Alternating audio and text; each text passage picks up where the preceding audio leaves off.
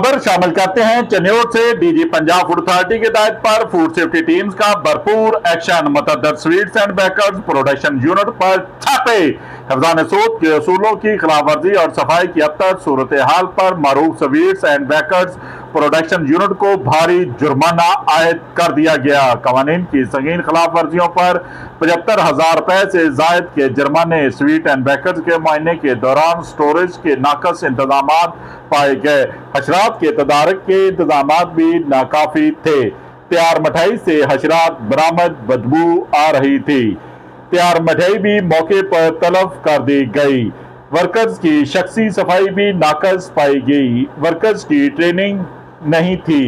1 kilo से जायद expired व ममनुआ अज्जा भी तलब कर दिए गए। जबकि शहरियों ने इस मौके पर खुशी का इजहार किया। पंजाब फूड अथॉरिटी से फौरी मजीद सख्त कार्रवाइयों बारे आगाह किया गया। इस मौके पर डीजी पंजाब फूड अथॉरिटी ने पैगाम जारी किया कि शहरी अपने इर्द गिर्द नजर रखें। जहां कहीं भी नाकस और गैर मेरी अशरा हो, फौरी इतला डीजी पंजाब फूड अथॉरिटी के नंबर 1223 पर दें। देखते रहिए GS न्यूज। इस वीडियो को लाइक करें, हमारे चैनल को सब्सक्राइब कर बेल आइकन जरूर प्रेस करें।